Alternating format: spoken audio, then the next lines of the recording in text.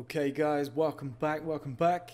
That's for all of us, including myself. I know we've done, we did the last video, the 25 best exercises for burning body fat. I think I'm saying the title right, with Steve Walker. I hope you guys enjoyed that. I thought it was a fantastic project.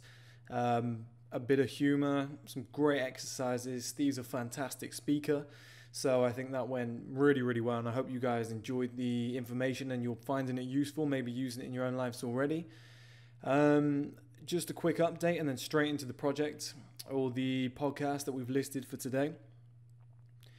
For long-time fans of First Man or people who are just joining who want to know what we're all about, we're taking a little bit of time away, been focusing more on video projects, and here's why, guys. I've had a vision with First Man, even back in the days with MSI College, but more First Man, about having like a, I don't know if you guys have ever watched Top Gear. I know anybody in the UK would know what I'm talking about. The UK Top Gear and what's now called the Grand Tour on Amazon Prime. The format of their show, the way they do interviews, kind of like a podcast setting behind their table, behind their desk, and then they cut into features. They might do challenges all around the world. I've always believed that First Man can be like the modern version of that, but with more categories than just cars for men to watch on a weekly basis, maybe, you know, in due course, maybe a daily basis. And I've always thought it could be kind of like a streaming service for men, where we're producing unique shows, not so much in like a series or a TV like documentary type thing, but more individual shows where we go and get, let's say, influencers or experts or professionals in certain fields, and they just have like a series or something, or they're doing multiple shows. So we're currently working on episode 1 of season 1 at the moment, where we're focusing on testosterone. We're going to do a testosterone documentary, a little feature, a fitness feature with Steve, where he shows you 10 exercises to get your testosterone higher. I'm going to do a little speech on testosterone. We've just produced a testosterone course that you guys can buy soon. We're going to do a few more podcasts, maybe interview a few guests, who knows, but blend it all together into one show as the first pilot. And then in the future, there'll be certain shows where we might get a female influencer on, maybe do a video shoot with her, maybe an interview, get a successful person on, ask them about a few tips. We might do a car challenge, a car test, maybe a travel one, maybe a fitness test, maybe sports documentary, something, blend it all together in one big show, couple podcasts. Me and Steve will be on there as like co-presenters, just hosting it all. Now and again, we'll have interviews and special guests on there. It's going to be super cool, guys. Every time I put one of these out and you guys like, comment, you know, the views go up through the roof, and each time we do this, it gets us one step closer. So if you can keep supporting First Man any way you can, it doesn't have to be in a monetization way. I think maybe all of you have noticed that I've taken all the ads off our videos. I'm not about that, guys. I don't want to, you know, just pluck money out of your pockets for my benefit. I want this all to be free. I want to give out good, valuable information that's going to help men. And hopefully with the show, we can have a one centralized place where men just feel like they belong. You know, it's something they look forward to watching. I don't feel like there's anything like that for men in the modern era, especially when, you know, everything's all about feminism and getting rid of male-dominated traits and testosterone, etc. So, but keep an eye out for that, guys. And in the next video I'm releasing about testosterone, I'm doing like a little 4 or 5 piece snippet. But I'll be talking about the testosterone documentary, which is about 1.5 hours long. Sorry, the course, which is about 1.5 hours long, which I've literally just recorded off just before this. Some really good stuff. If you want to get your testosterone up, it's right there. That'll be coming in the next couple of days. For this feature, guys, we're talking about the exposures. Now, this is something I've thought of. I thought of this years ago. This was on MSI College, but I've never done a speech like this about it on the podcast, and it's nice to return to doing these sort of things again, because I know you guys used to love them. So I posted an article on this the other day on First Man. It used to be the 3 exposures. I've upped that to 4 because I think in the modern era, I think this is something that a lot of people need. So without further ado, the 4 exposures, I believe, are 4 things that you need to experience in life before you become successful.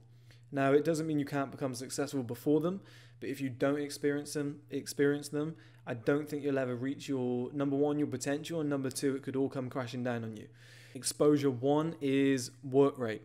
So with work rate, obviously, it's one that you'd expect. A lot of people think that a high work rate is maybe just doing a 40-hour week at work, 9 to 5, 8 hours a day, maybe push it to 10 by staying an extra hour on a couple of the days. It's, to be honest, guys, like, I don't want to downplay anybody's trade or whatnot. Like, every job is tough, and if you go into a 9 to 5 job, it's admirable. But if you're looking for high level success, the kind of work rate that you're going to have to put in is going to be a minimum 6 days a week. And most extremely successful people are doing 7. On top of that, you're going to, instead of doing the 8 hours a day, you're probably going to have to do minimum 12, most likely 16. And don't get me wrong, I know this sounds sickening, but this is how you get to the top level, because you do things that most people aren't willing to do, which makes sense. If there's a barrier to entry, you do extra hours, you do extra days. Long term, you're going to cross that barrier to entry with ease, because you're doing so many more hours than the average person. So in order to become a millionaire, billionaire, etc., it just takes a little bit more work, and the more hours that you're doing, the more you're thinking about your business or your idea or your trade or your craft, you're going to become better in a quicker space of time. And the quicker you can do that, the younger you are, the more energy you have. It's just an added up effect. Now, the exposure you need on work rate, you need to find somebody who is doing these kind of hours. And you need to hear it from a podcast like this, because I know so many people don't have mentors, they don't have access. Maybe they live in remote areas where, not many people are successful. There's a lot of areas like that. I know that I grew up in an area where barely anybody was successful, so it was quite hard to get these exposures.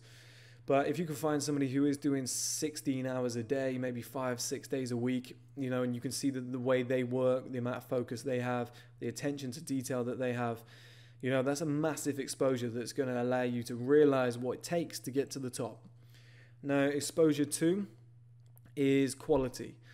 And as I said in the article, this is actually becoming less and less important in the modern era.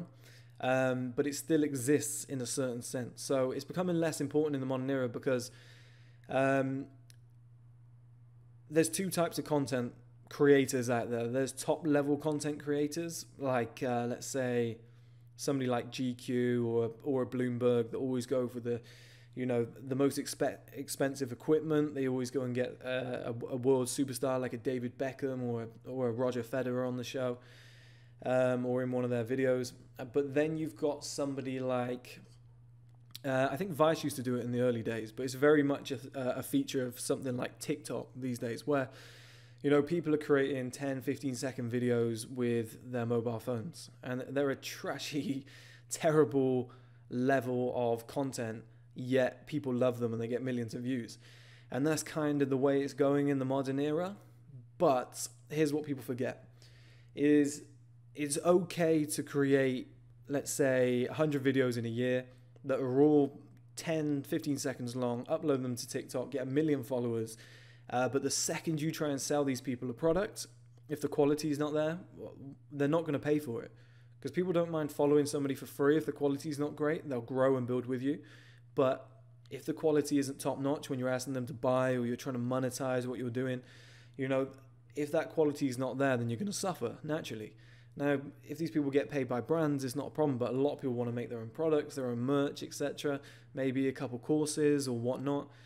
And if you go with that same quality, you're going to suffer. So the quality exposure is being around somebody or a brand, or, just keeping your eye on like an Apple, as in the company, and just seeing the kind of quality that they're producing, the attention to detail, how many resources are going into what they do, the kind of experts that they're bringing in. I remember one of the iPhones, I think they tested something like 1,000 box designs in order to see what it was like when the customer slid the box out of the packaging, because they wanted it to feel futuristic. Now, I know the average person, including myself, wouldn't have that kind of, those kind of billions to do R&D. So, but that's like top level 1% stuff. So that kind of exposure, just knowing that there's people out there that are doing that at that level, it changes your mindset, so that next time you're creating your own products, you know, you can keep that in mind and up your quality level. I think that's really important. Now, exposure 3 is wealth. As we said, a lot of people grow up in areas where not a lot of people around them are wealthy, which is fair enough. A lot of us can relate to that. I think this is why people in cities usually become more successful, and also become more successful younger, or begin starting their journey to success, entrepreneurial success, or even in business. There's a lot of high-paying jobs out there now. They do that a lot earlier because they're seeing it all the time. I know when I moved to London, all I was seeing all the time is just Lamborghinis, rich people, meeting millionaires. You know, it's just a constant feature of a city life, especially somewhere like London.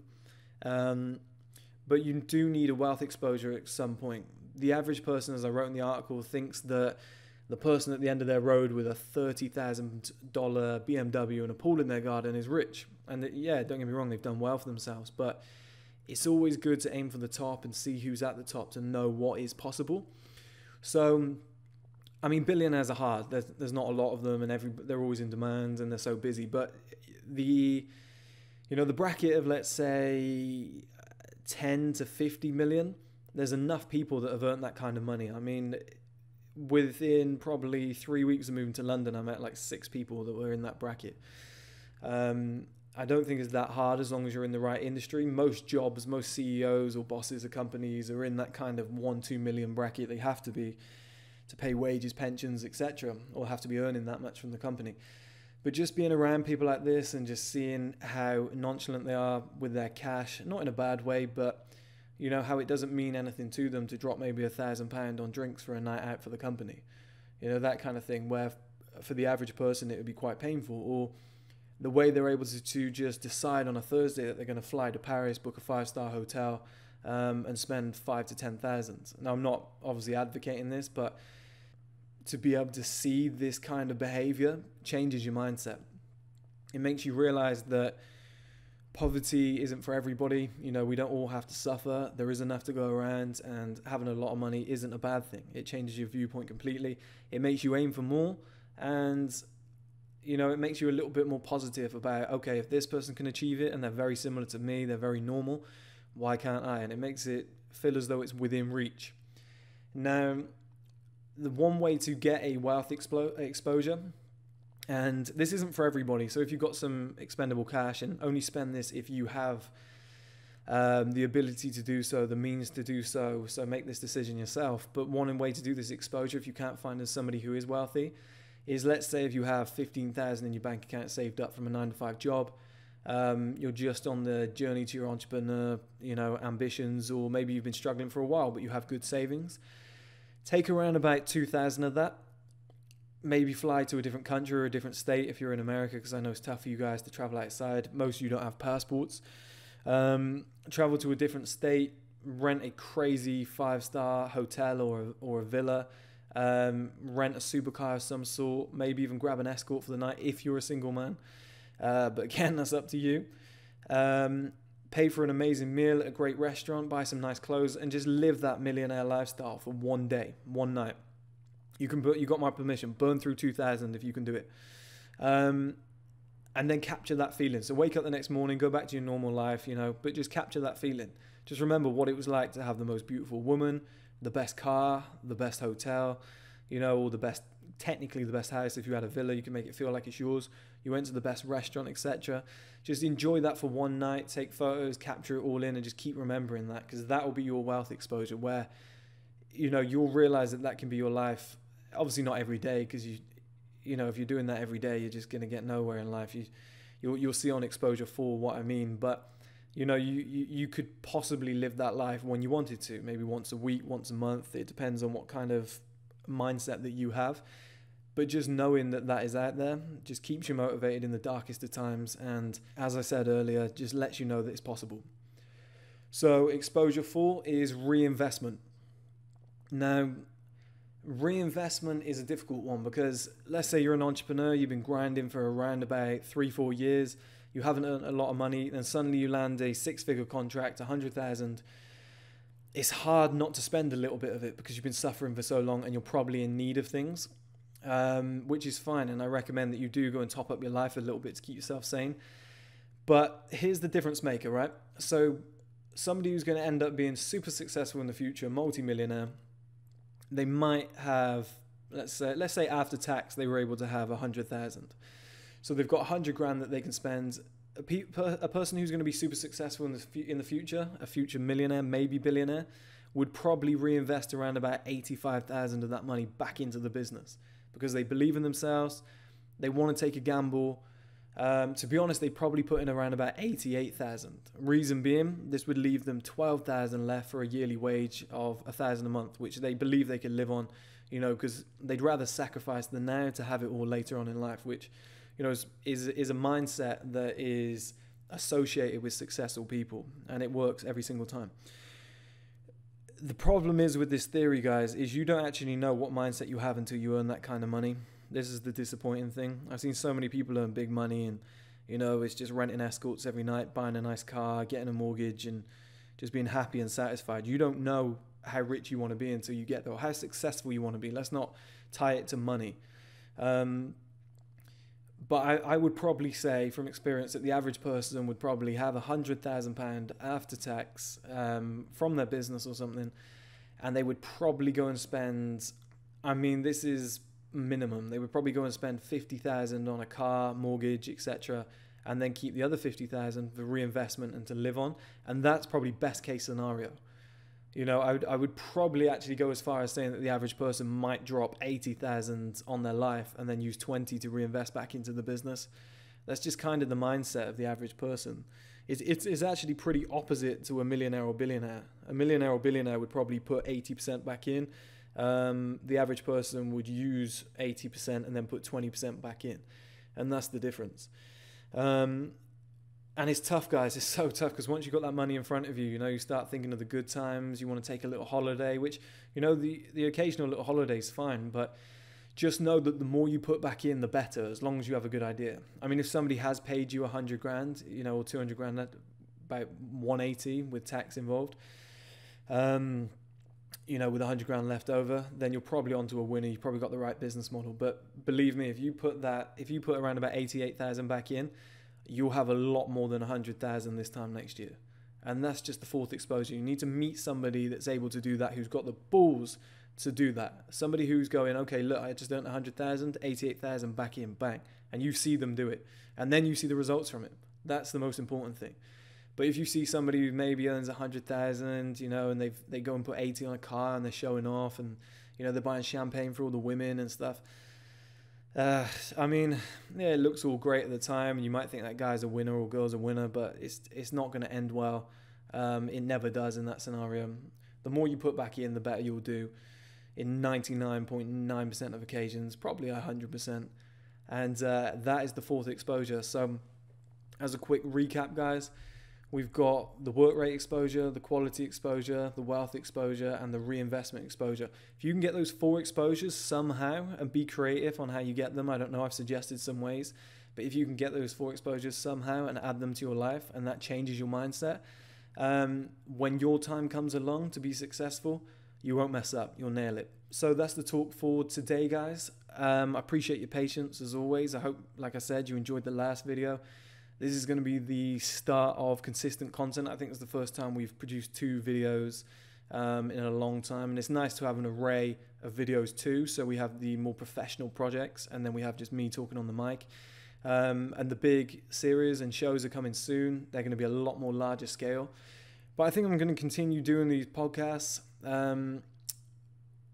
I'm going to obviously get on video soon with my business partner when we're doing these other talks. And we're going to do singled out podcasts as well with certain guests. Just create, like I said, an array of content.